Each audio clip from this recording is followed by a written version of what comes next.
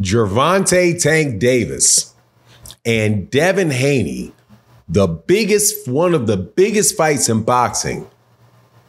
Or is it, as recent developments point to the fact or the possibility that may not be true and that there's a new king of the 140-pound division? It goes by the name of Rematch, Pitbull Rematch Cruz. Let's talk about that in this video.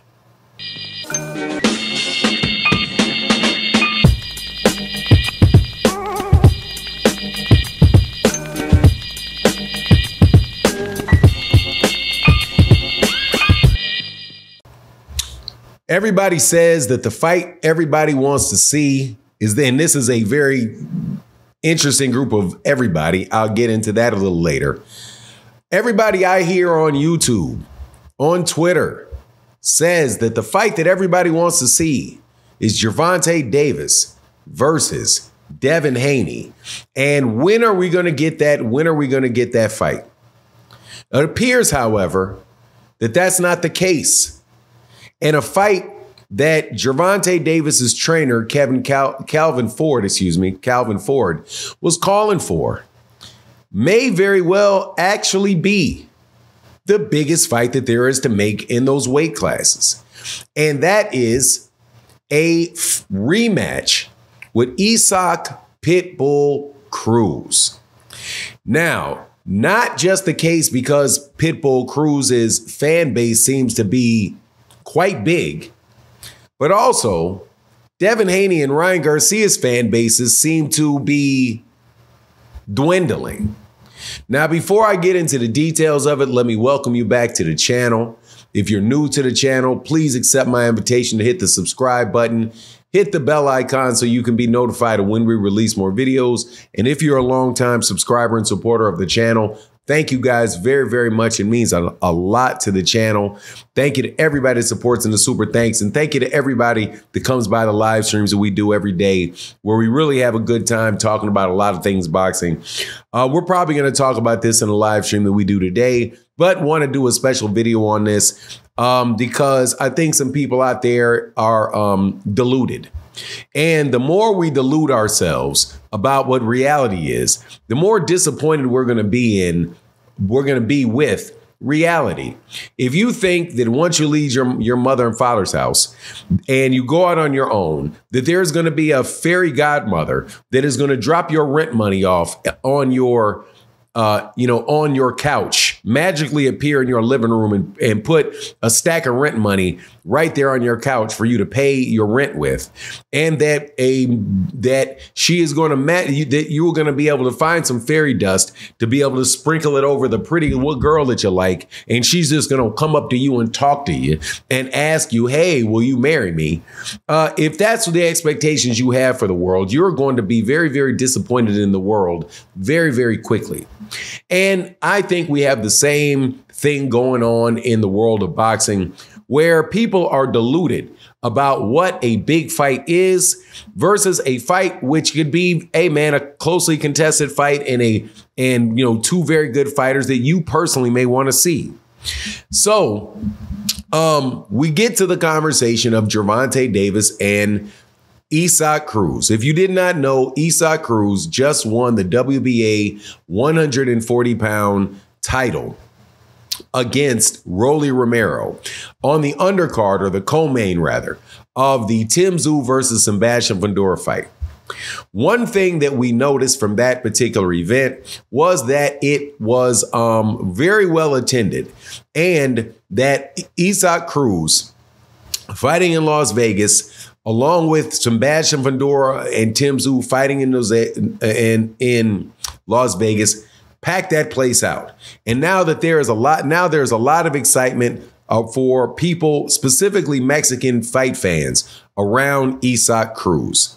So that begs the question, how big is a fight between Gervonta Davis, who was called out by Isaac Cruz in the ring? So was Devin Haney, called out in the ring by Isaac Cruz to fight for his WBA 140-pound title that he lifted in dramatic fashion off of the shoulders of Rolly Romero. I think that more than likely it is a very big fight.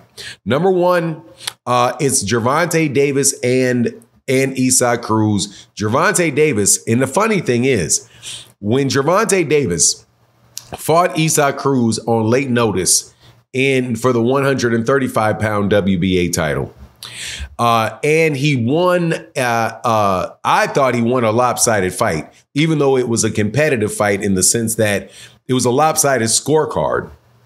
Inside the ring, it was pretty competitive or it was more competitive than people had predicted because Gervonta Davis was landing shots on him, but he wasn't able to hurt Isaac Cruz. And he wound up fighting on the back foot, moving around a lot more than usual. However, he had a hurt hand, hurt in the middle of the fight, and was able to win that fight against Isaac Cruz. Now, right after the fight, people said, oh, he lost. And then when Isaac Cruz started, when Calvin Ford, the trainer of Gervonta Davis, said, hey, we want to run that back because Pitbull Cruz's fan base increased because of that particular fight. People said, no, we don't want to see that fight. That's not a good fight. No. Well, now that he's a WBA champion at 140, that being Isaac Cruz, people are crying that he's ducking him again. He's ducking him. Gervonta's ducking Isaac Cruz. He's ducking Isaac Cruz. So I'm telling you now that I think that fight is a very big fight. Now, is it bigger than the Devin Haney fight? Well, it depends on what's going on with Devin Haney and Ryan Garcia, because that doesn't look like that fight is doing that well. And at least not in the box office, because the prices of the tickets keep getting slashed, and there's a bunch of tickets still available where people still have to travel into New York City to get that. It's already April 3rd. The fight is 17 days away. So it just doesn't look like it. Let's put it this way. Tickets aren't flying off the shelf. Also, you have a pay-per-view on DAZN now that is $80. $80 for a DAZN pay-per-view. I think that's the most pricey DAZN pay-per-view that there's. I think that's right on the same price maybe the DAZN charged for the Gennady Golovkin versus Canelo Alvarez fight. Is it that level of fight? The previous ones before were at a lower dollar